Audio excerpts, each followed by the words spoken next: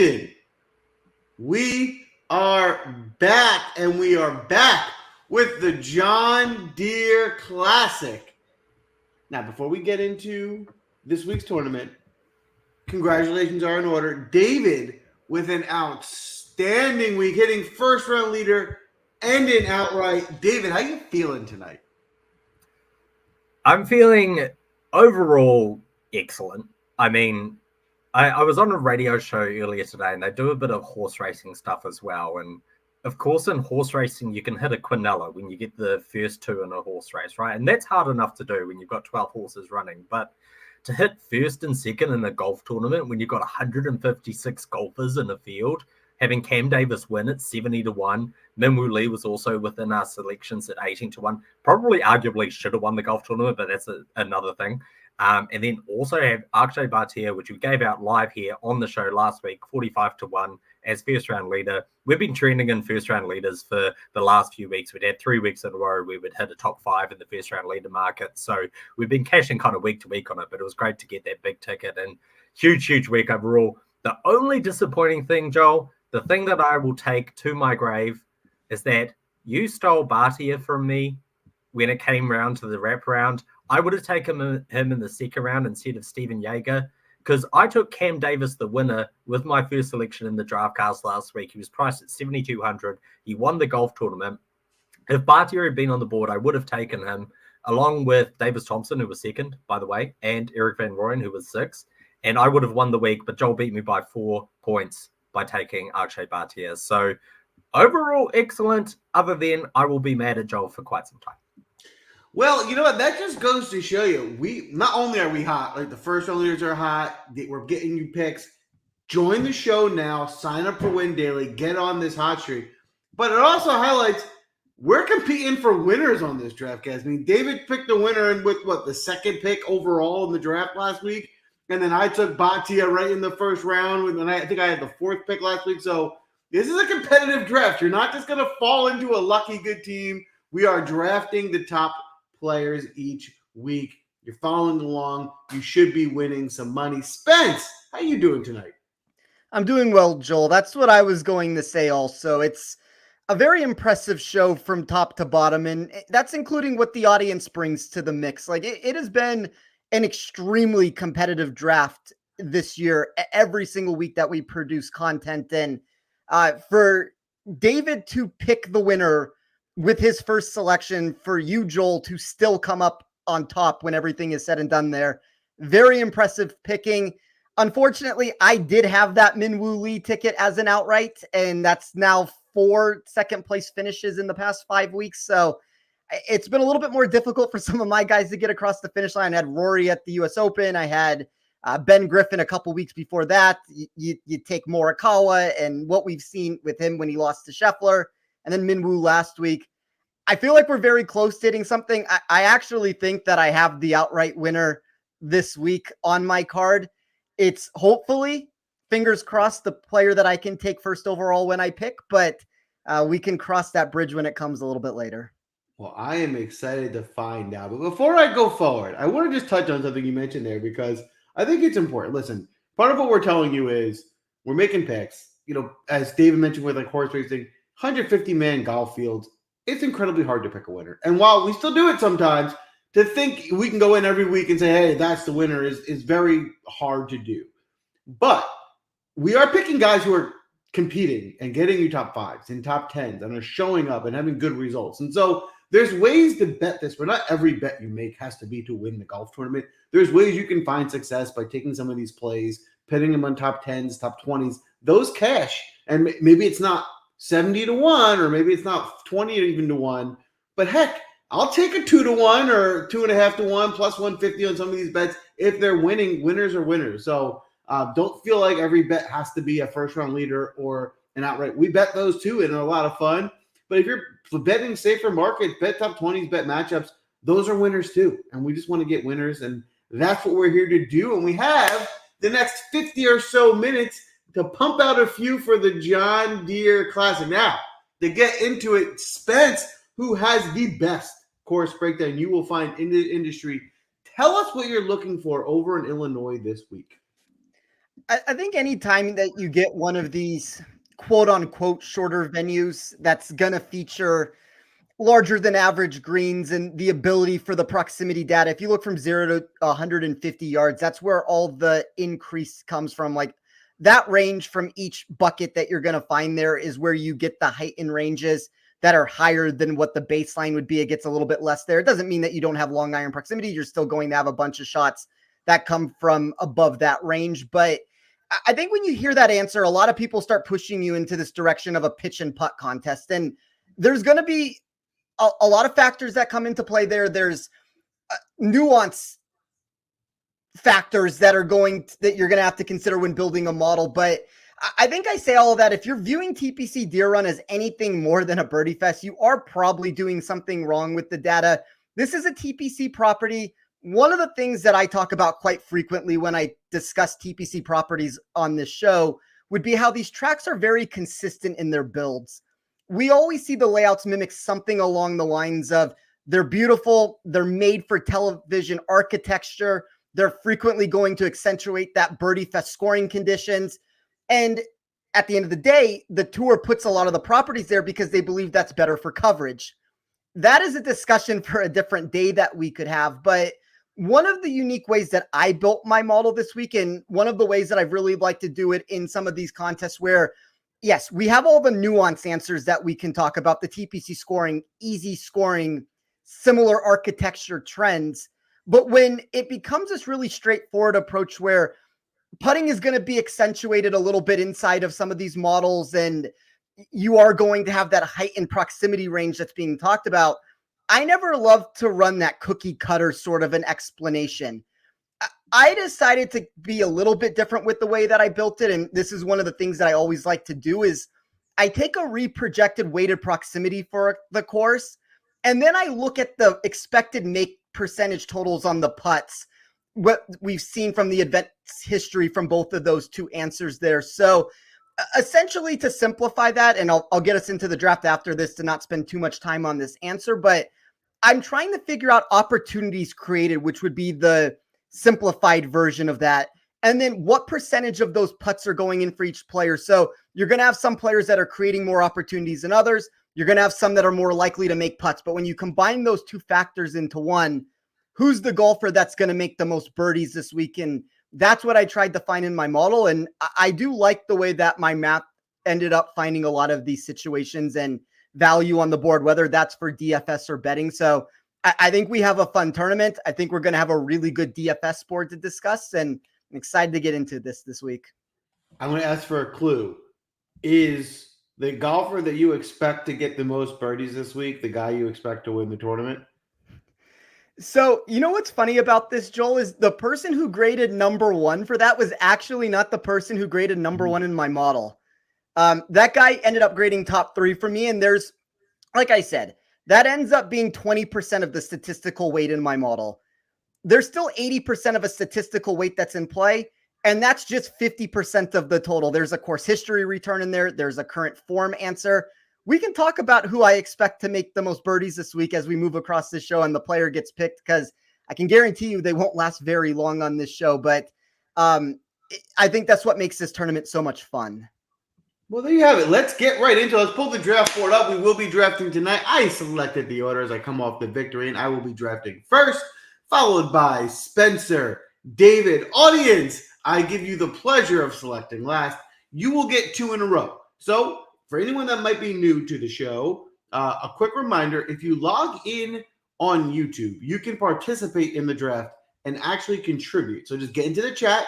The way it works for the team audience is the first player to get nominated and then double, to be mentioned again after a nomination, that's the audience picks, and that's what locks it in. Zach Jeffers, as always, leads team audience with the lock button to ensure that pick is final. You do need to stay within your DraftKings salary. So what that means is you can't just take all the best players. You do need to make sure you can afford each player that you draft. Without further ado, with the first pick, I am going to step up and select a little bit chalky, but what I think is maybe the best player in this field, definitely top five. I think he can go out and win this tournament, and that's going to be Sung Jae Kim.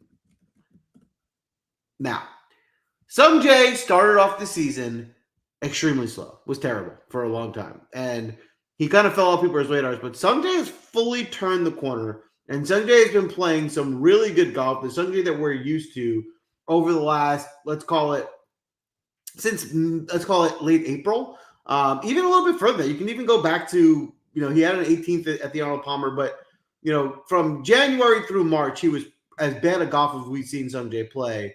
But if you look all the way back to, let's call it the RBC Heritage, where he got 12th, he was 4th at the Wells Fargo, he missed the cut at the PGA, and then he gave us, of his last 4 tournaments he's entered, he's given us 3 top 10s, with a 3rd at the Travelers last week, gaining 5 strokes on approach. He's going to be good with his putter. He has a really good around, well-balanced game. In this watered-down field here in this tournament, I think Sung Jae is the premier class talent, and I think he can go out and win the tournament. I'd love to get your feedback, David. Are you interested in Sung Jae this week? I think it's undeniable that Sung Jae is in great form, and so I take all of those points that you've just given. There's 2 areas of concern for me with Sung Jae, despite the high ownership at 28%. That comes from the fact that he's played here twice. He's finished 26th and 47th in what's typically a very weak field, and hasn't chosen to play here since 2021. And the additional factor is on approach, he's been really, really bad with his wedges this year. As Spence mentioned, you've got a huge number of shots under 150 yards this week. Even just 100 to 150 yards, 1/3 of all approach shots are going to fall within that bucket. Sung Jae is losing in both of those categories on approach from 50 to 100 and 100 to 150. He does all of his good approach work on those 200 plus approach metrics, which what we've seen recently at the recent tournaments is actually the approach range has been most of them fall. So I think it is a difficult decision. I don't think I'm going to be totally fading Sung Jae totally, because I agree. He's a class act. We know the upside that he has. He's very strong off the tee. He's a long driver, but also accurate. I think that's a real benefit at TPC Deere Run. He's in good form. On the flip side, I don't know if it's the best course fit for him. So I don't think I'm going to completely fade him, but I don't think I'll be overweight. I'm probably going to be in that 20 to 25% range in terms of exposure. I hear you. I think what you're saying is you like Sung Jae probably not as much as me, but at the ownership, it's probably not worth for you to overinvest at that ownership. I totally understand that. Spence, you're up with the second pick here, but we'd love your take on Sung Jae this week as well. I would probably give a very similar answer to what David just talked about. When I look in my model for weighted proximity for this course, he's 65th. When you place that extra emphasis from 150 yards and in, he's 87th in my model. There is enough respect for him in the market right now that I think I'm in probably a similar mindset as David, where I haven't made a decision yet what I want to do with him, but I don't necessarily want to get burnt by a player that is still inside of the top 7 for me in the way that I built my sheet. But I think when you hear answers in the space, and there's a lot of people that think that Sung Jae should be the favorite in this contest, and I understand that viewpoint with it, but there's actually somebody from me, and I'll segue this into my pick right now. There is somebody in this tournament that I actually had above Sung Jae when it came to projected win equity for this event. He was number 2 in this model of mine when we talked about the projected birdies. And I know that's a weird answer to say that he's number 2 in projected birdies. How does he get to number 1 in your model for projected win equity? And the way that you end up doing that is you take really consistent form and you take a statistical profile of the 6 categories that I ran, and you're inside of the top 5 in 5 of those categories there. And that ends up propelling you up the sheet in my model. So I think this is the hottest golfer right now entering this tournament from what we've seen. And there has been a lack of win equity in the past. And I didn't know what I expected the ownership to be at. I guess I'm not surprised that he's a very popular choice, because he was a very popular choice last week also. And he ended up pushing himself up the leaderboard and, arguably found himself in there with a real chance to win. But I'm going to take Aaron Rai at $10,000. I mean, Aaron Rai looked great last week. And to your point, right, I think he was popular going into the tournament, but there's something to be said about someone who was popular going into it and actually showed up and gave you the result. And then he comes back to another weak field in the incredible form he's in. I'm with you. It's going to be hard to get away from Rye this week. I'll certainly be playing him, but we love your take, David. Are you interested in Aaron Rye this week? Well, that's the second week in a row that Spencer has stolen who I wanted to take in the first round. Last week it worked out pretty well because I was going to take Nikolai Højgaard, Spence stole him, so I ended up taking who I was going to take sitting in the third spot again. I was going to take Cam Davis, my second pick, so I ended up taking him first. They worked out all right, but as Jordan, hey, what's up, Jordan, says double glove. I would have played Mr. Double Glove as well. Here's what impresses me with Aaron Wright. He's very, very strong on approach under 150 yards. He ranks number 1 in this field for driving accuracy over the last 6 months. Driving accuracy is important at TPC Deer Run, not necessarily because there's lots of trouble off the tee, but because you need to make birdies, and you need to make birdies in bunches, and that is best place to do from the middle of the fairway from 150 yards in. So he ticks both those boxes. The X factor is that he added a new putting coach.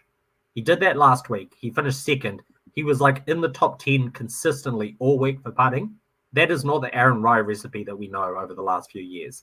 So the fact that he's got a putting road and we've seen instant results, he's got a lot of momentum coming in. And I quite quietly, I think that he's almost a lock for the top 10 and certainly in the frame of conversation with who could win this tournament. Boom. Aaron Rye endorsed. All right, David, pick stolen again. How are you going to pivot here with your first pick? Yeah, standard behavior from Spence and Joel. Last week you stole Akshay Bhatia on the wraparound, so I'm just bracing myself for when that happens. Aaron Rye, by the way, he won one of his tournaments on the DPO Tour, having finished second the week before. It was the Irish Open. He finished second, then he won the Scottish Open, and he's just finished second last week. So there you go. So I'm going to take Denny McCarthy here, who would have been my second selection on the wraparound. I understand he's getting a little bit chalky, but I do think it's with good reason. We've seen a lot of consistency from his game as of late, obviously finishing 39th or better in his last 4 starts. And he shows a lot of correlating form for comp courses, and it's no real surprise that he's finished 6th here on his last 2 starts. Denny McCarthy is the opposite of everyone in Team No Putt, right? He's one of the best putters on the PGA Tour, and it's when we start to see some signs from his approach game that you want to start to get on him because his ball striking really suits. And the fact that there is a disproportionate number of approach shots from under 150 yards is really promising at the spot for Denny McCarthy, coming in good form. And I think it's a course that really suits him. We know that the putter, he can make birdies and bunches, but he's good enough with driving actually, and the approach metrics really do pop for me as well. So I think he's good value in 9,500. I appreciate he's taking a little bit of steam at the moment in the market, but happy to kind of go more of a balanced build in what is a pretty weak field with some soft pricing across the board. Boom. There you have it, Denny McCarthy. This does feel like a Denny McCarthy type of tournament. Spence, I'd love to get your take. Are you interested in Denny McCarthy this week? Yeah, I like the Denny McCarthy pick. He's a name, like David talked about him getting steamed in the market. He is a pretty extensive favorite against really notable guys that my model likes in head-to-head matchups even. And when you look at this event, and one of the things that I noticed in my model is when you look at last year, we'll just use last year as an example. You had the really high-end extreme putters, like the ones that are good, the McCarthys, the Postons. Even inside of my sheet, they might not be that same level, but you have a Mark Hubbard, a Straka, Todd. You also have names that are beneath that are much worse expected putters. So I think that there's 2 ways that you can go about it. You can either, and that kind of goes to the answer that I talked about when trying to merge together opportunities created and then the percentage of the putts that are getting made. If I can find a player that's either going to make a lot of putts, and this is what McCarthy graded in my model, is a guy that's creating just enough opportunities that there's a reason why he's found success out there. That's kind of the recipe that I'm looking at for player number A. Player number B is just create a plethora number of looks and hope that you make enough of them that you keep yourself in the running with it. But I think McCarthy is probably one of the safest plays that we can talk about. And the ceiling for me inside of my model, like this is about as good as it ever gets for him in a tournament. My math doesn't typically love him in events, and he was a name for me that was grading as a value in most ways. So I like the pick a lot from David. Boom. There you have it, David. Audience, you got two here. The first is in. They've locked in Thompson, and it looks like the second should be Straka, even though Poston came in close with the second nomination, but it looks like Straka first. So we're going to lock in Straka. Listen, Straka's defending champ. He's been playing great with a lot of ownership going to Sungjae and Rai. I think Straka might be coming in a little bit less owned. I mean, the number looks, I'm looking at 18%. I'm not sure if you guys have something different, which 18% is fine, but Straka's been playing great. He maybe cooled off a little bit more recently, but listen, he won this tournament in 2023. I mean, he had the two top fives at the Charles Schwab Memorial, T56 at the Open, 23rd at the Travelers. I think people might be starting to sleep on him a little bit. He's still playing great golf in this field. Definitely, I really like the Straka play. Would love your take, Spence. Are you interested in Davis Thompson or Seb Straka? Straka's third in my model. That was across the board for overall upside safety. Thompson was fourth in my model. Didn't get worse than sixth in any of those categories. I do have Straka's ownership, and guess the same answer for Thompson with it. Like, Straka's 26% in my model, and I don't know if you see the same thing, David.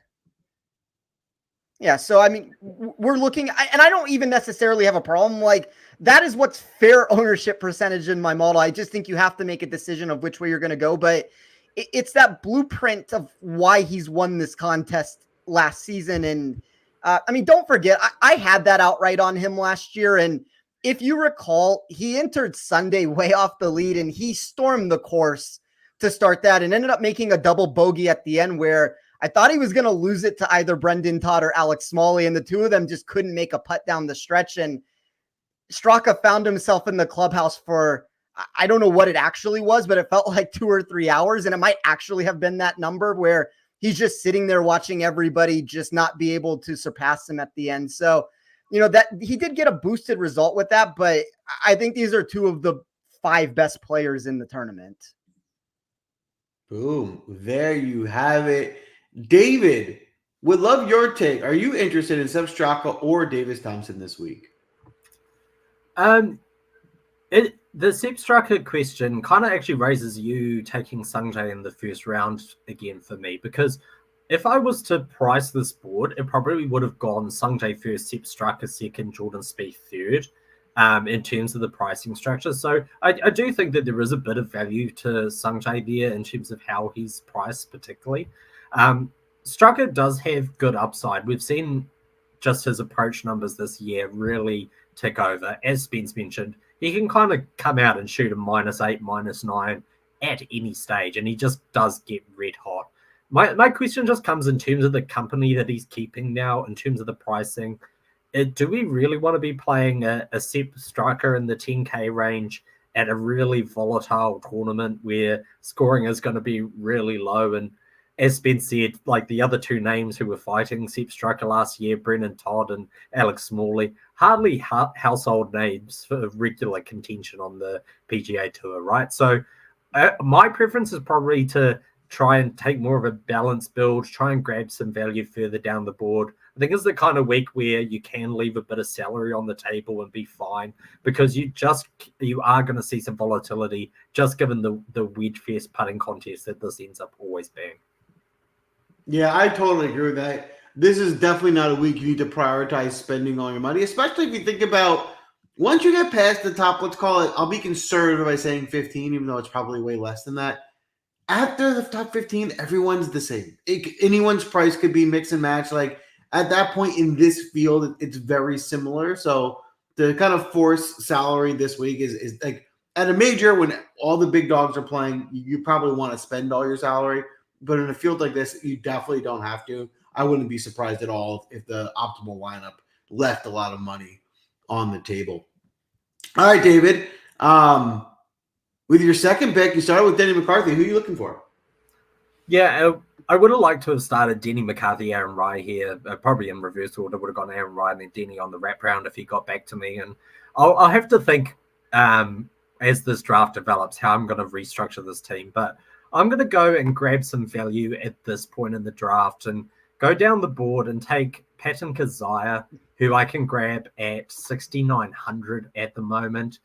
Keziah's just sneakily playing some very good golf recently. In his last 6 starts, outside one missed cut at the Canadian Open where he putted absolutely dreadful, he's finished 28th or better, including a 10th at the Myrtle Beach and 20th last week at the Rocket Mortgage. I would say that the Rocket Mortgage is also not a typical course fit for Patton Keziah, so that always adds intrigue for me, where a player overperforms against my expectation at a golf course that doesn't necessarily suit him. If we do look at courses where they're decent course comps to here, I think Waialae, the Sony Open, a course where driving X3 is important, there's going to be a lot of edges, there's going to be low scoring. He's won that tournament previously in 13th there earlier this year. He's had a 3rd at Colonial, also correlated, a 6th at the Travelers Championship at TPC River Highlands. And in terms of his course record here, he missed the cut here last year, but that came off the back of 3 previous missed cuts. His incoming form was dreadful. Other than that, he's finished 16th, 11th, 30th, and 25th in his other 4 starts at TPC Deere Run. So in terms of the 6,000 range, that's some of the best course history that you're going to find for a golfer who's racking up top 30s at the moment and finds himself now in a much weaker field in good form on a course that should really suit him. In terms of the approach metrics, I'll just wrap up by saying in that 100 to 150 yard mark where the 1/3 of all approach shots are going to come from 100 to 150 yards on this course typically. It goes Lucas Glover in first, Chandler Phillips in second, Patton Keziah in third within those approach metrics since January of this year. Actually, if you looked across the entire season, for all players anywhere in the world, Patton Keziah actually ranks in the top 10 within that approach range. Well, there you have it. That's what's so great about this show. I'll be honest with you, Patton Keziah was not on my radar coming into the draft, but now looking at it, I like the pick. I can see myself getting some Patton Keziah shares. I think for a lot of the reasons David said, it makes sense. Spence, would love your take. Do you have any interest in Patton Keziah this week? It took me a long time to put his name into the actual pick because Patton Keziah for me was the very best value that I had on the board for where I thought his price should have been to where we actually got it at 6,900. It's going to definitely create a much different sort of a build for me here where I think I'm going to now have to deviate from what I wanted to do because he was such and he's not the only one. There's a couple other names. He was such an obvious mispricing to me at where he was at that it made builds very simple when you could put him in for a contest like this. So like the Patton Keziah pick, if David, if I got you on Aaron Rye, you got me coming back on this one. So nice pick there. It's an eye for an eye with that selection. For my pick, I'm going to take, well, there's one of 2 ways I'm going to go here. It was going to be Patton, but I'm going to take Ryo Hitsatsune.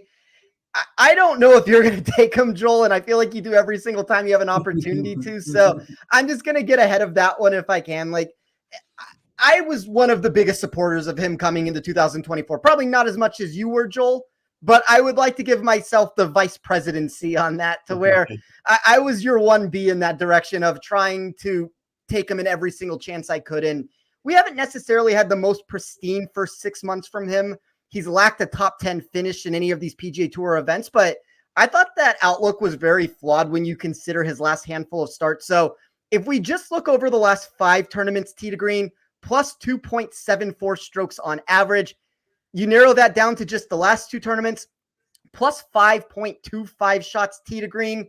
Those last 2 finishes are the interesting ones because you haven't gotten anything better than a 31st place finish in that. And there was this outcome last week, and I built this going into Saturday night. So for round 4, the 3 biggest underachievers in my model from where they were on the leaderboard, from where they should have been and where they actually were, Hitsatsune, Højgaard, Bo Hostler.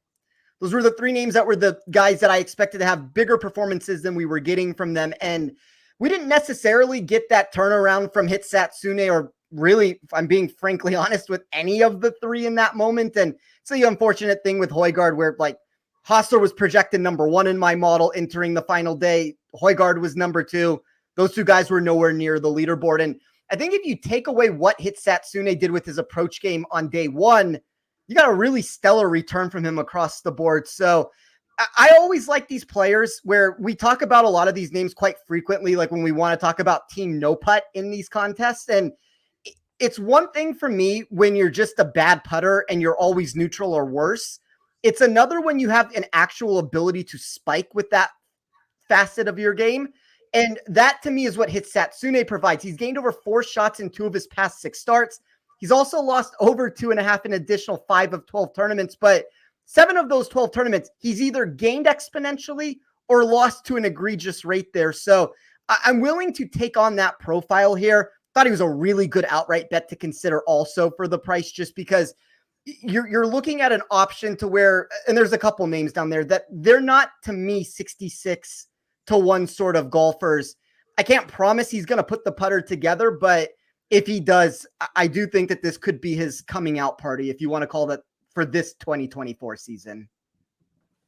Well, everyone knows how I feel about that pick. I endorse it. Obviously, I love Rio. I hope this doesn't disappoint you.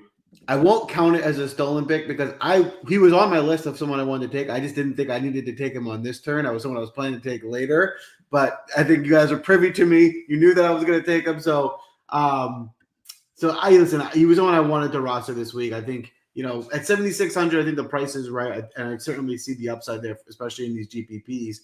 How about you, David? Are you on Rio at all this week?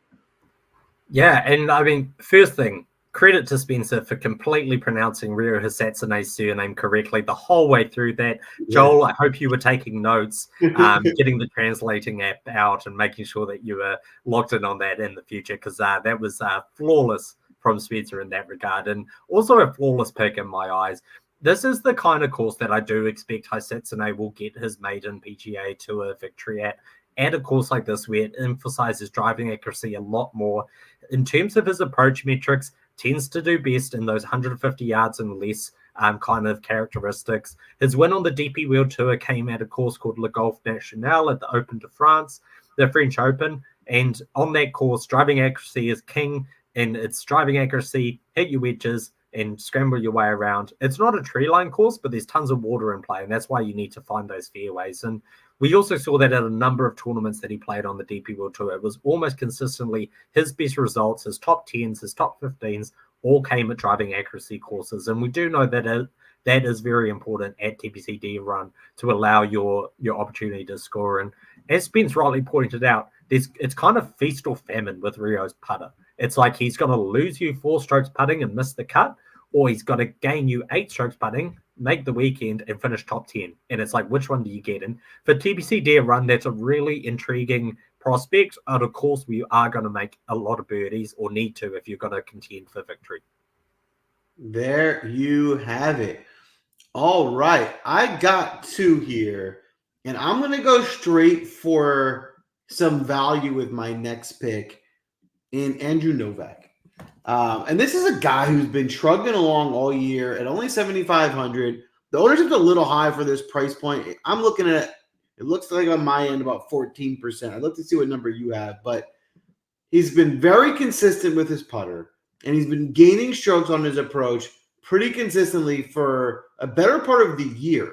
And if you just look at his results, I mean, he's getting you top 20s and top 30s, and he's been consistently showing up week in, week out in this watered-down, weaker field. I really thought he should have been in the mid to upper 8K range, so getting a lot of savings in price. I think Andrew Novak makes a lot of sense at this course. And I'm going to follow that pick up with, and it's just, I know I'm between which guy I want to take first, like who is more likely to go. I'm going to take Joel Dahmen. I think people are sleeping on him a little bit. He showed up last week and had a really good result. The ball striking has been fantastic. The issue with Joel is always been the putter. It's going to be the putter again this week, but he's been just killing the ball striking off the tee, on approach. It's just a matter of, can we get a neutral putter? With a neutral putter, I think you get a top 10 finish out of Joel this week at only 7,300. I think he's a really good value. David, would love your take. Are you interested in Novak or Dahmen this week? Of those two, I'm probably more interested in Darman. Darman was within our selections last week. You obviously drafted him last week as well, and I was really keen to try and take him in my lineup in some capacity. He was 160 to 1 with 8 places, or 175 to 1 without places in the betting markets. And entering the final round, was right there in the top 10. He was 7th entering the final round and had the worst putting round of the event in round 4. Lost a horrific number of strokes putting, minus 4.7 strokes putting in round 4 there. Had he putted at field average, he would have cashed a place for us at 32 to 1, along with all the other hits we had in the betting markets. Had he lost just 2 strokes putting for the round, which is still a huge amount of strokes, would have cashed a top 20 at plus 650 for us last week as well. So I think you're right to hit on the fact that it is going to come down to the putter with Darman, but can't deny that he's hitting his approach shots beautifully, ranks really well in that 100, 150 yard range in terms of approach, can gain on driving distance. And if there's any promise in terms of his putter, it's that he was good for 3 rounds last week putting, and that saw him in contention. And then he's played here 4 times. He's gained strokes putting twice, and one of those 2 times when he gained strokes putting, he finished 2nd here. Boom. There you have it. Endorsed. Spence, how about you? Any interest in Novak or Darman this week? I think they're very similar inside of my build, where they're neutral values for me, where I don't have a problem with anybody who wants to go in necessarily either direction with it. Probably would agree that Joel Damon, I don't know which one's correct there. I think it's Damon, but I would probably choose him as the pick of the two, but I don't have a massive take on that. I'm going to move us forward in the draft here, and I'm pretty sure that whichever one of these 2 names I do not take, they're not going to get back to me, and that's what makes this very difficult. And maybe I end up being wrong about that, and I'll be pleasantly surprised when one of them falls back to me. But I'm going to go up the board, and I've started with we can talk about that Rye has potentially turned the putt around, and he does have a positive trajectory on bent grass greens in general, but I'm going to add a real putter to the mix here, and somebody that had a whole bunch of upside for me in JT Poston at 9,100. There's a lot I like about him. Number 1 in my model, an expected weighted strokes gain total for this course. I think when you look at these players at the 9,000 or above range, there's going to be, I know the ownership is going to be there. There's going to probably be more polarizing takes from him, because he is a very boom or bust commodity inside of my sheet. And you don't have to look any further than what he's done at this venue over the past 5 years in general. There's top 10s and there's miscuts with it. I really like Poston's upside for this tournament. And he was the number 1 climber that I had in my model when shooting for pure win equity in the event from the prices we were getting him at. So, you can find him at 35, 36 to 1 in the outright market. I had him substantially better than that.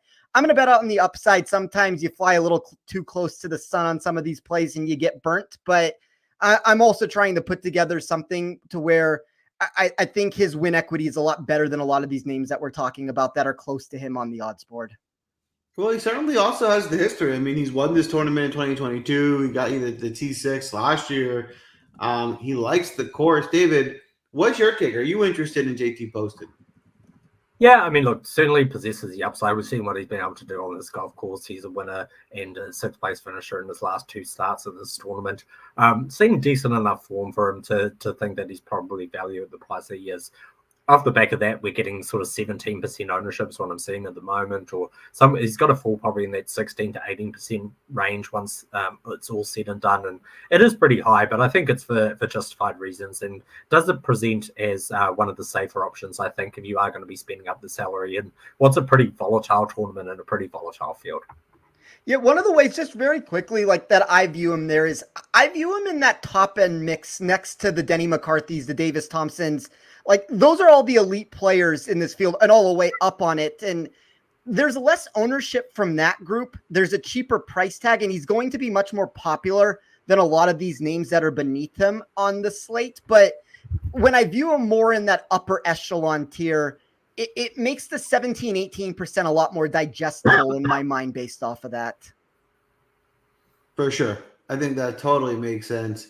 All right, David, you got your 3rd pick here. You got McCarthy and Kazire. Who are you looking at with your 3rd choice? I'm trying to think what the audience might do here in this circumstance on the wraparound. They got 7,500 over the next two selections, and I figure what they'll probably do is they'll probably go grab one guy of value and one guy a bit further up, and I'm just wondering which one I might have stolen from me. So I guess I'll go. I've got two golfers on the value side that I'm kind of okay, or probably three that I'm okay taking. So I'll go and take Seamus Power in this position here at 8,300. Seamus Power looks like he's trending in terms of his approach metrics of late. Have been really spiking. 20th last time out at Deep Sea River Highlands. He's been playing in the signature field events, so he's taking a big step back in terms of class here, and obviously playing at a tournament that he really likes. He's had finishes of 13th, 8th, and 16th here in 3 of his last 4 starts. Correlated form at Waialae, where he's finished 3rd previously as well. And I just think that it is a better spot for him in a weaker field compared to some of the tournaments that he's been playing, which are either a bit too long for him or against sort of elite company that he is outpaced by. So I feel this is more the level where Seamus Power could be of some value. And at 8,300, I think that he is a decent salary. Well, I'll give you one there, David. I was going to take Power with my next pick. A lot of the reasons you said. He's playing well. He likes this course. I think Seamus Power is on the rise. So I endorse that pick. Audience, we need 2 from you. It looks like 1 is in. While we wait for that last pick, Spence, would love your take on Seamus Power. I don't have a massive take one way or the other. I think I'm surprised with all the publicity on him in the space so far this week that I know he's 14, 15%. I actually thought he would have been more popular than what we're getting right now. So I wouldn't necessarily worry about the ownership for a golfer that has provided in the last 3 of the last 4 years playing this, 3 top 16 finishes. You have to like the course history with it. I think David made some very astute points when he talked about some of those venues. And it's kind of the answer that I've given a lot about JT Poston this year. There's just certain courses for these names that got into these elevated events that they normally wouldn't have wanted to play, that they were too long for them. And when you put them in more of these prototypical tracks that suit their game, you get better expected finishes from them. So I definitely think Seamus has the potential to fit into that same bubble of what I talked about with JT there. I don't know if I'm necessarily going to get to him, but I don't have a massive problem one way or the other. All right, there you have it. Audience is locked in. It looks like the 2 picks are Hubbard and Justin Lower. 2 popular value names. 2 guys, at least Lower isn't always a value pick. Hubbard is priced up a little bit this week. Would love your take if you're interested on either Spencer. So I bet Justin Lower to come top 40 at plus 150. I like the safety markets better than any of the other markets that we're going to talk about. There were, I think, 13 or 14 players that graded inside of the top 60 of all the categories that I ran. 3 or 4 of those names got eliminated when I released it on Twitter because I only included the players that had a top 10 rank in one of those 6 categories. But for the price there of what you're paying for Lauer and some of these recent metrics and results that he's put together, there are a lot of players. It's not just him. Like there's a few names down in that mix where I think the market's been really slow to react to the performances that they've put together. So I really like that pick from the audience. And it's a funny tournament because I would say there's 3, 4, maybe even 5 names down in that range that I would give a very similar answer about this week. Boom. All right. There you have it. Audience, 2 solid picks. David, would love your feedback on Hubbard and Lauer, and then who you taking here with your 4th pick? Yeah, I probably prefer Hubbard over Lauer in terms of the selections. I've got other options that I prefer in that lower 7K, high 6K kind of range. Pat and Kazai kind of hitting that list, but probably 3 other names that I like in that sort of 6,800 to 7,200 range above Lauer. And for Justin Lauer, for me, it's a lot of it comes down to the fact he is going to have to really he needs to be nailing his approach to get these really good finishes. And it's been okay for him on approach, but it's not kind of the consistently gaining 4 strokes approach per tournament that I kind of want to see from Justin Lau going into taking him in an event. Mark Hubbard I do really like. I think that he's trending very nicely. The approach looks like it's coming back around. Good driving accuracy, obviously, as well. And yeah, he's performing a little bit better as of late. It's courses that don't really suit his game because he is pretty short off the tee, and that isn't as much an issue at this tournament. And the fact he's finished 6th and 13th in his last 2 starts at TPC Deere Run, I think, speaks volumes. So of those two, I think Mark Hubbard's probably the better value for the price that you pay. All right, Mark Hubbard it is. David, you're 4th here. How you following up your Seamus Power pick? Yeah, I'm sort of starting to realize that I'm going to end up leaving just a ton of salary on the table this week, and that's okay. I think that that's the way it's gonna just have to go. I would have probably spent a bit more had I had Aaron Rye on the board, but obviously Spence decided to steal him off me once again. So I'm going to go to one of those names in that like low 7K, high 6K that I really like, and that's Chandler Phillips at 7,100.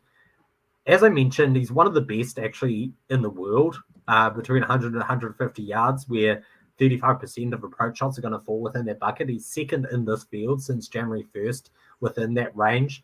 Far too short to really be competitive with the Rocket Mortgage. So promising that he made the cut there. Prior to that, he was 10th at the Canadian Open, 12th at the Charles Schwab Challenge, both of those on bent grass greens. He's gaining on driving accuracy. That tends to be his recipe, is that he does tend to do well in the driving accuracy kind of metrics. And then at Colonial, he finished 12th earlier this year, which is a really good form guide for what you can expect at TPC Deere Run. So I just think he's far too cheap at 7,100. I think he's got the upside to go and get a top 20 at this tournament. A golf course that should really suit him a lot better than Detroit Golf Club did. Spence, I see you shaking your head. Do you endorse Chandler Phillips this week? So when I was talking about Lauer and I was saying that there's a few players to consider, and David has picked 2 of them now in Chandler Phillips and Patton Kizzire. Yes, I was going to take Chandler Phillips with my next selection. So, yes, I got Rye from you, David. You're now up 2-1 in this game that we're playing of trying to steal picks back and forth with it. Really good value, very intriguing top 40 bet out there. You can find some interesting numbers there. Really good play. There's just, I guess I can. Do you guys mind if I name some of the names? Go for it.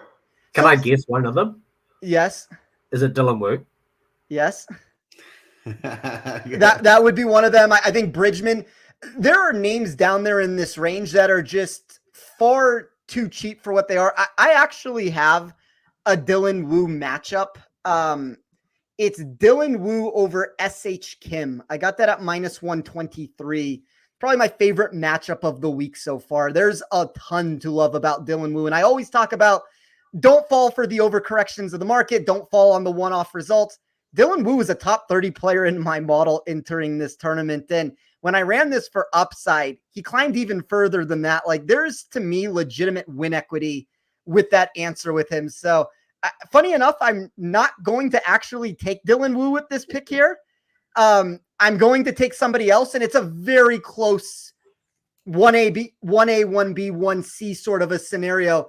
I'm going to take Daniel Berger, and I am going to hope that Berger can put the putter together in a fashion that allows him to shoot up this leaderboard. I talked about this last week, to where if you look at the recent ball striking metrics, I know he didn't put all the pieces together perfectly in the last event, but if you look at the recent ball striking metrics, he's climbing just like substantially up to where more of that prototypical return that we would expect from Daniel Berger before all the injuries and the layoffs. And the thing that was the most intriguing for me is he's 114th place in my model in birdie or better percentage over a 2-year duration.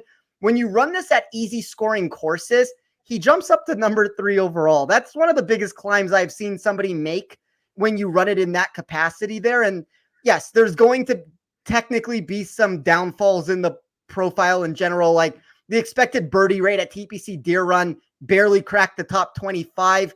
But I think with this recent combination of iron play and then the driving metrics that you're going to want to mimic this course, there is a whole ton of upside. And that's where I decided to go, where I took Dylan Wu in a matchup. I took Daniel Berger to win the tournament. I think you could certainly consider both of them to win the event, but you can't bet everybody at the end of the day. And I decide to get my exposure to Wu in a different area of the market and take Berger to win. So I'm going to take the same answer here. Well, I'm never going to complain about a Daniel Berger selection. I think it makes sense this week. We know we've been talking for a few weeks now about the ball striking. It's when is he going to find the putter? And, with a putter, that's the one where it's like, eventually that's going to come, right? A lot of these guys we've seen have horrible stretches with putts, but that's one that comes back, right? There's some guys that just are perpetually terrible off the tee and that never gets fixed. The putter is one that he will eventually turn that around, and it's about getting ahead of it. At 7,400, I think that pick makes a lot of sense this week. All right, I got two here. I'm glad at least my first pick made it back to me. I'm going to go ahead here and take Keith Mitchell. And the Keith Mitchell pick, we've been talking about his ball striking. He disappointed last week, right? He missed the cut.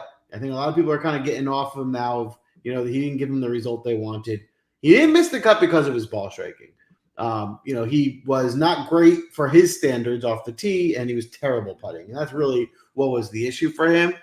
He can fix that putter. He can get back on the right track putting this week. The ball striking is there at only 9,200. If he had just made the cut last week and made some putts, he would have been in the 10K range. So I think he's severely underpriced. And I think you're actually going to get some ownership break on him. He's not going to be unowned, but it won't be as high as it should be because of last week. And don't let 1 week completely change your outlook on a golfer. He's still been playing really good golf and really good form.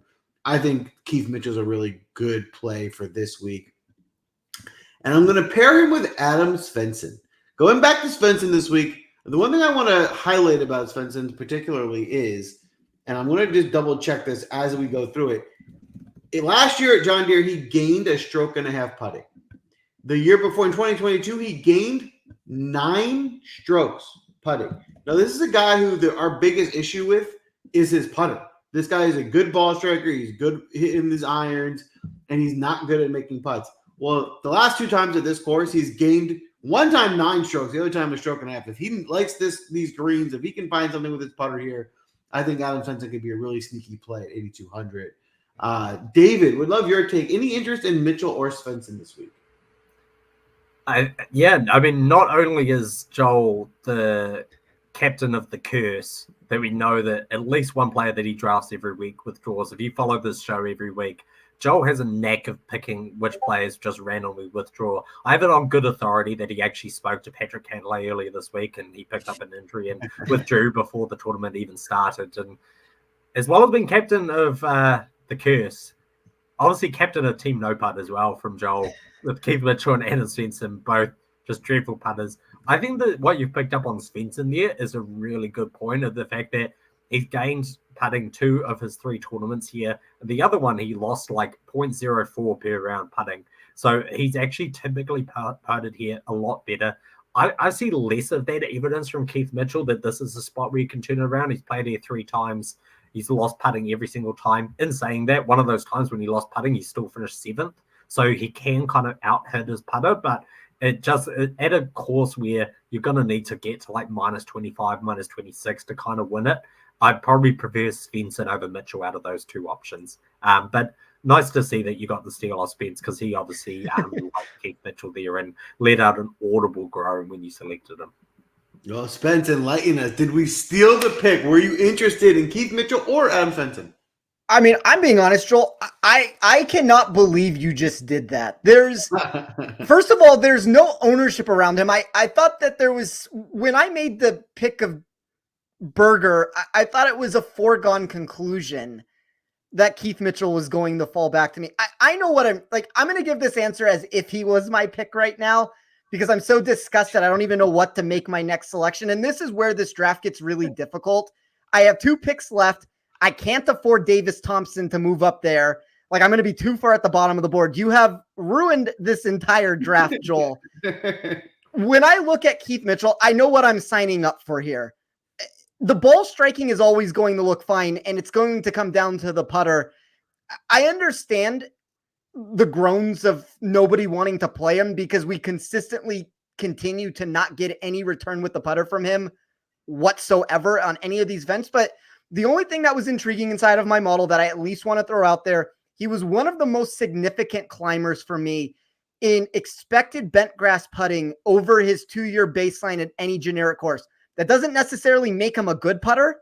He still has flaws in the game, but he climbed enough to where I think the ball striking has a chance to really pop here. And I couldn't get there at the outright ticket, but you kind of just have to look at what the market keeps saying. Mitchell continues to not necessarily provide results, but look how scared the market is to price him at anything that's fair. There's, to me, legitimate win equity there. And I know that's like, some people might hear that and say, well, he's one of the favorites. Of course there is. Other people may hear that and say, I want nothing to do with him. I probably land somewhere in the middle just because of where we got on the price tag with it. But I really like Mitchell. I don't know how to end this build right now. I'll let David talk about it for a second, because that's probably the first pick of 2024 that has put me in the spot now that I don't know how to complete this build. We were overdue for a Spencer scramble. We needed to get him into this into this space. So I'm glad we got Spencer back on tilt. While we give him a couple more seconds to finalize his next pick, David, what else you got for us on the Svensson-Mitchell duo? Yeah, well, look, I'll just reiterate what Zach said. If that has been a hot minute since the quality Spencer tilt, I've missed it as well. Actually, I've been the one who's been on tilt more often recently, claiming my draft's been ruined. So to hear those beautiful words come out of Spencer's mouth that his whole draft's been ruined is great. But I probably would have done what Spencer did. I would have assumed that, Joel, we know that you've got links to the Berger family, tenuous links at that, but you have got some links in terms of contact with his camp. And I would have figured that it would have been a spot that you were potentially looking at him. I was looking at Berger this week as well. I think he's a really good selection in terms of the upside that you get, and the fact that he's putted actually very well at this tournament previously kind of goes back to that Svensson argument that you made of like, yes, they're putting badly, but this is a spot where they've actually putted very, very well. And Berger's kind of a classic case of that. So I don't begrudge Spence taking Berger in that case, because I figure that he actually might have been on your radar as well, Joel. And off the back of that, you've kind of stolen Mitchell from him. So interesting all around, and just you love to see it. A lot of draft strategy involved in the competition of the Draftcast, especially knowing that we all know each other. We've been doing this for a long time. We know who each other like. So it's easy to kind of assume who someone might be going for. All right, Spence, we gave you some time to think about it. Who are you going with your fifth pick?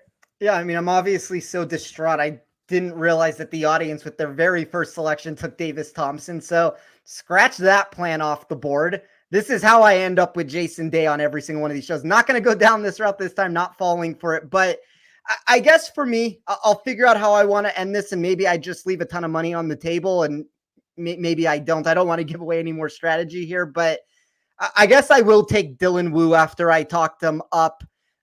Inside the top 25 of my model for weighted strokes gain total at TPC courses. I also ran this category that took all courses that had easy to medium strength scoring and short to medium courses. He was inside the top 25 there. I do think he's one of the better values on the board at the price tag. Have no issues taking him. That's not necessarily where this went south, but there was just a much more exact way that I wanted to finish this build. And, unfortunately, a lot of those names like a Denny McCarthy is already gone. I couldn't necessarily afford Davis Thompson, but when something gets stolen, when there's one or two picks left, it's really hard to try to deviate away from the past. So I'll take Dylan Wu, but I feel like David may have just done what he did to you last week with Bhatia, where it's just, I'm not going to say that Mitchell's going to necessarily come second place in this tournament, but I feel like this might be the pick that ends up either winning Joel the contest or losing me the event. Well, I love to hear that. But I will say, you were talking up Dylan Wu. He got back to you there. So I feel like you still got a guy you like. You're in a good position. David, we got your fifth pick here. Plenty of money to spend, but we'd love your take. Are you interested in Dylan Wu? And then who are you taking with the fifth pick? I do really like Dylan Wu. Particularly the metrics approach-wise, obviously trending really nicely. 10th last week at the Rocket Mortgage, at a course where you see a huge number of shots from over 250 yards. You do see a lot of wedges at that course as well, so I will add that caveat there as well. But an impressive performance with him finishing 10th there, and he is actually from Illinois as well. I think that's something that a lot of people aren't aware of, but this is a home game for him, so Despite the fact that he's never actually really performed all that well here or at comp courses, I do actually think it is kind of a good fit. And he's playing a lot better golf lately than a lot of people are giving him credit for. 16th in Myrtle Beach, and as I said, 10th last week at the Rocket Mortgage. So I think it's a good spot for him. I would have liked to have got him on my team. All right, there you have it. 5th pick here, David. How are you going to round out this squad? Yeah, so I would have actually taken Dylan Wu here had he been on the board. So it's just a raft of steals on the Draftcast this week. So at least making good content, even if we lose all of our friendships after this show. So I'm going to go and take Eric Cole here, who I would have hoped to have got on the wraparound. Obviously looked good last week when finishing 6th. We know that he was a very, very popular selection the beginning of the year and autumn or the fall season last year as well. And he just kind of ticks all the boxes in terms of the comp courses that we want to see, even though he only finished 42nd here in 2023. So he was 24th at the Travelers. He had a 14th at Sedgefield. He had a 13th earlier this year at the Sony Open. We know that he can be pretty volatile with the driver, and he's kind of like not accurate and not long. Not so worried about the driving distance here, but very pleasing that he's really looks like he's changed his driving accuracy lately. He's gained in all but one event in his last 8 starts for driving accuracy on the field, and gained 4 strokes on approach as well as with the putter in the last 2 tournaments. I thought the Rocket Mortgage was a dreadful fit for Eric Cole, and he played really, really well. So he looks like he's trending really nicely. Happy to take him here, and the sigh and the shake of the head from Spence just really says it all from him. There you have it. Eric Cole is back. 8,500 selected by David. Audience, you got 2. It looks like 1 in. Both are solidified. Another pick of mine stolen. Sickening, but Spence would love your take. Any interest in Eric Cole this week?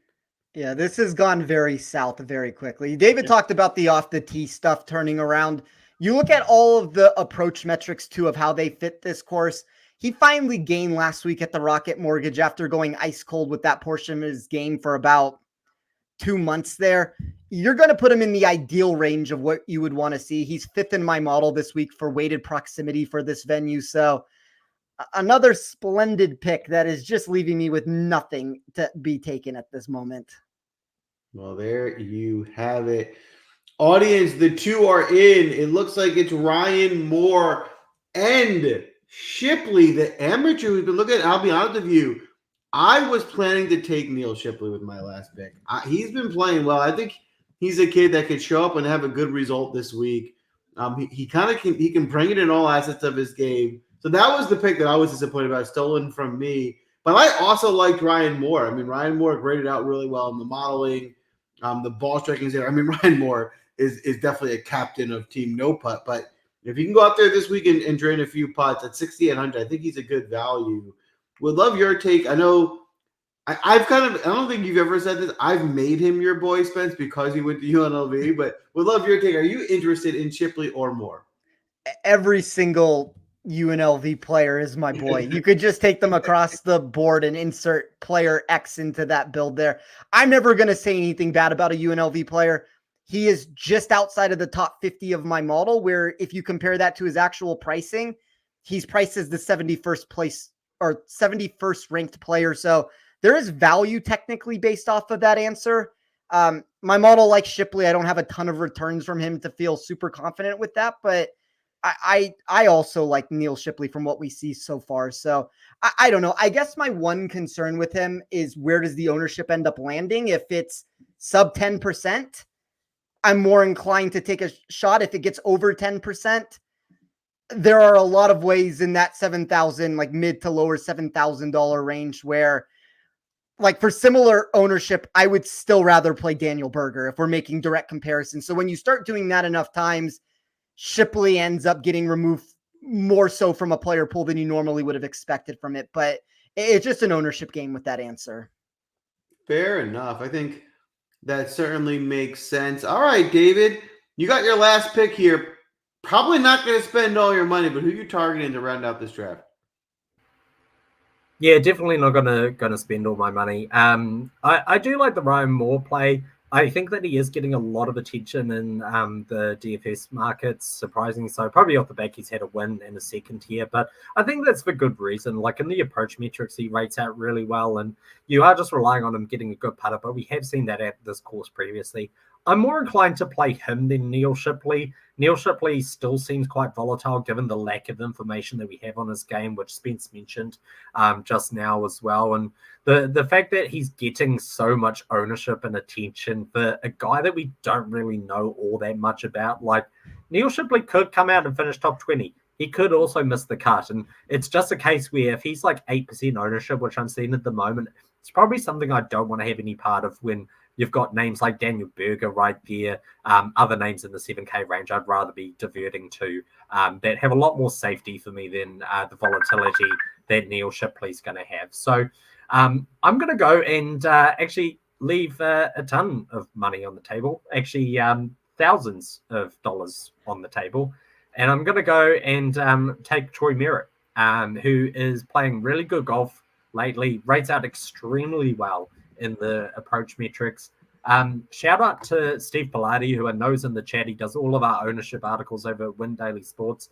Each week, he releases what's called the Frisky Biscuit, controversially named because you guys don't know what a biscuit is. Like, you think a scone is a biscuit, but like a biscuit is like a sweet kind of round treat. You guys just call them like all cookies, whereas like in New Zealand, a cookie is more like soft, like a softer texture. So I would say that that Stephen has been doing an awesome job on his ownership number. His Frisky Biscuit last week was Troy Merritt, who was top 3 entering the final round at 4% ownership, which was an insane number. It was a great find. He's playing really, really well lately. I didn't think that the Rocket Mortgage was the best fit for him because he lacks so much driving distance off the tee.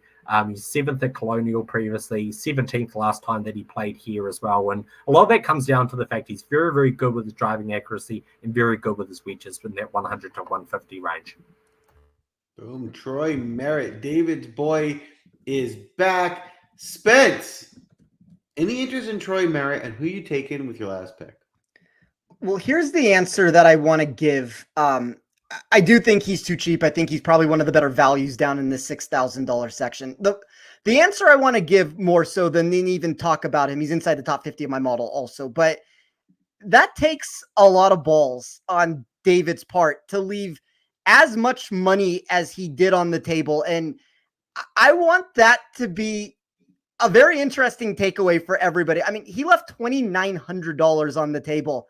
That's not the easiest thing to do when you're making lineups. So kudos to you, David. Whether the lineup wins or loses, you've definitely made the lineup unique and different there. So I like always when people are unique in their outlooks. To me, that's usually when you find the savviest sort of plays and situations and picks. So I really like the outside the box thinking there from David.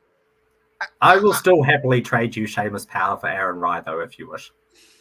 I mean, if you want, I might rather have like Chandler Phillips than Seamus and go that route and just leave a bunch of money myself.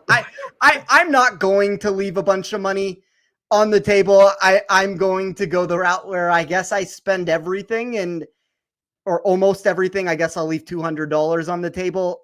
I probably would have liked this to have been Eric Cole if I could have made the decision of which one of the two names. I'll take Luke Clanton, and he looked great at the US Open. He looked great last week. Don't have enough data to necessarily feel super confident one way or another, but like if it's not him for me, with all the names that have already been taken, it would also be me leaving a lot of money on the table with like maybe Bridgman would have been the choice there, but I'll take Clanton. And, you know, I think Joel, you and I have given this answer quite a bit when talking about players in general.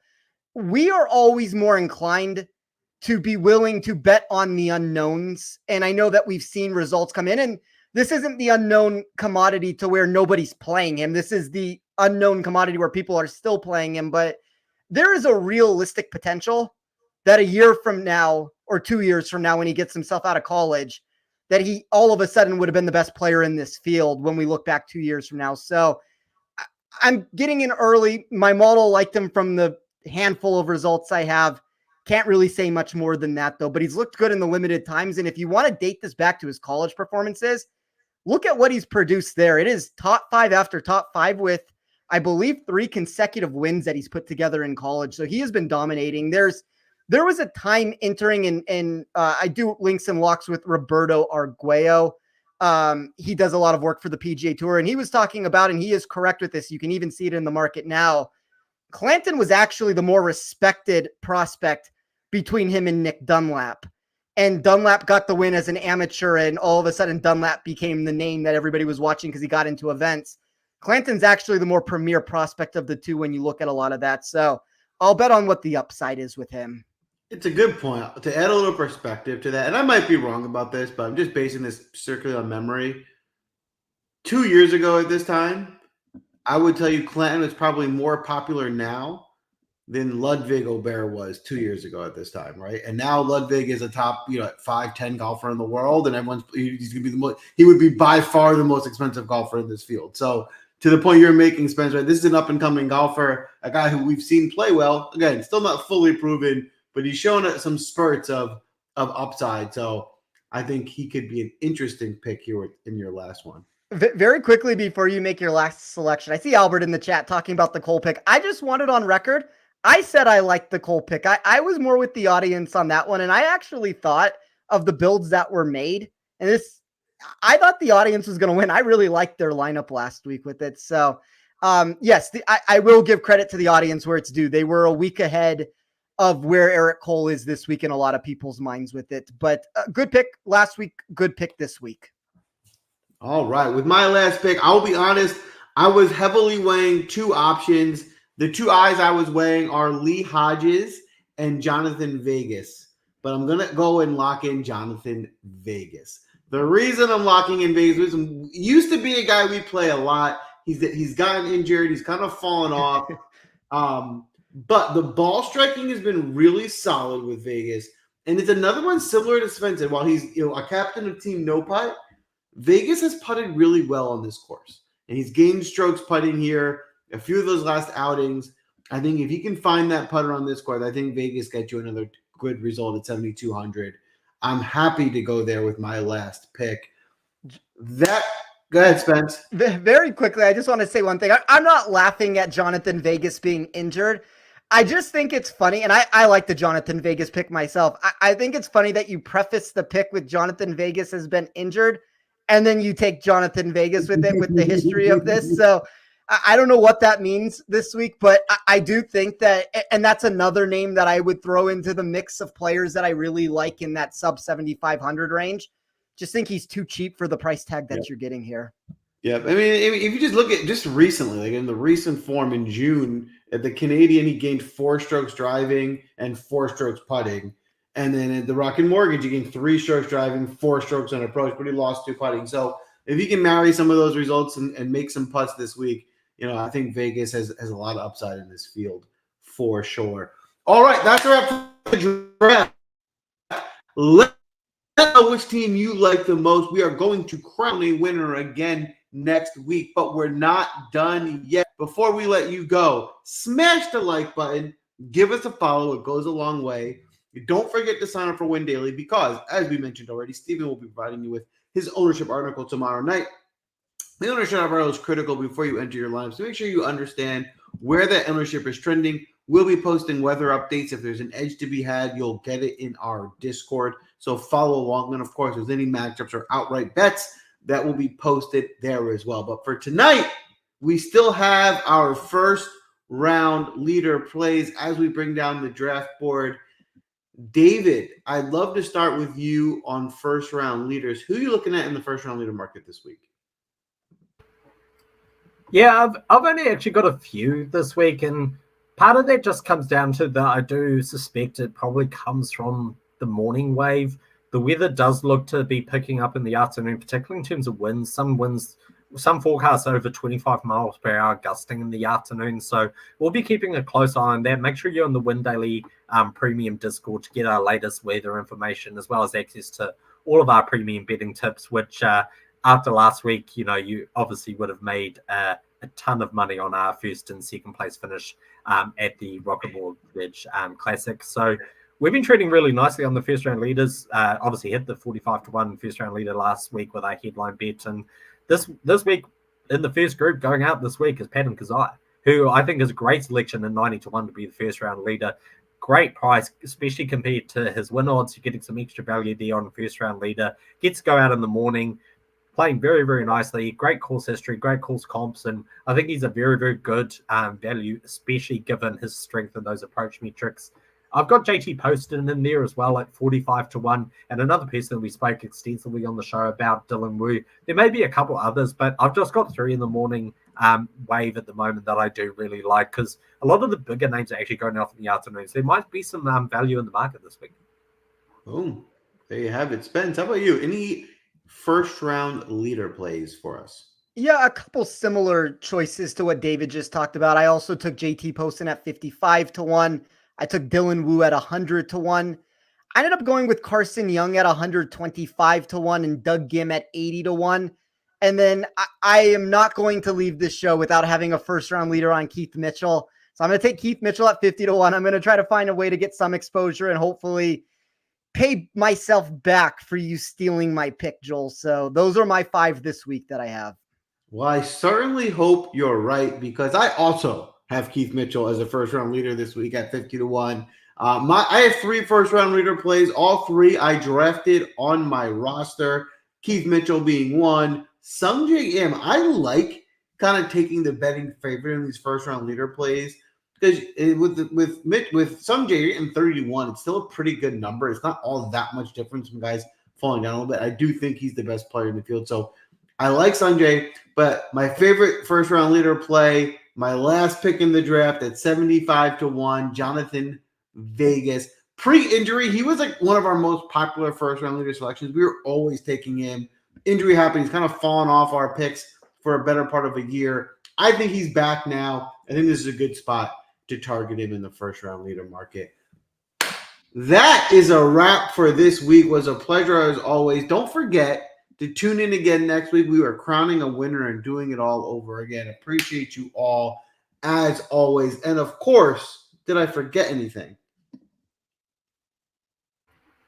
I wonder if Spence might have a record of this. I might have left the most money on the table of any team in PGA Draftcast history. I think this is as controversial as when Spence took a min price sim, you'll know, in the first round previously.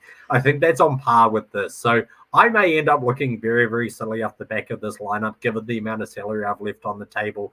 I will caveat that Spence absolutely ruined my draft by taking Aaron Ryan the first round in my usual third spot. That does tend to happen week in, week out. So hopefully I get the monkey off my back, get a win this week.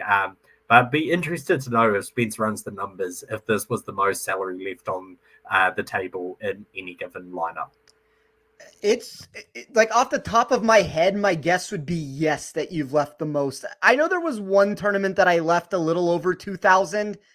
I don't think I've approached the 3,000 range that you did. So it's probably the most. And I mean, at the end of the day, David, there's a fine line between genius and insanity with it. But it's that outside of the box thinking that I keep talking about, that you have to, we play. I just want to say this very quickly. I'll keep this to a 2-second answer here. We play a contest on DraftKings where the rake is very heavy and the contests are very top heavy in their payouts. If you create the same build as everybody else, you're going to get raked to death at the end of the day.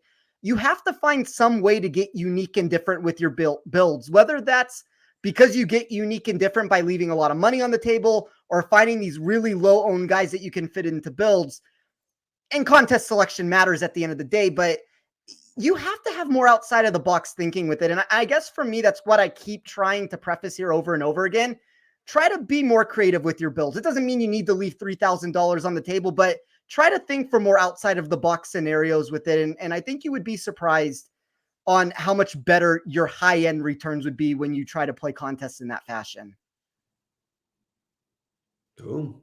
There you have it. I agree, though, especially this week. The tournament matters. You do not need to spend all your money. That could be your route to just being different. Yes. Appreciate you all. As always, good luck this week.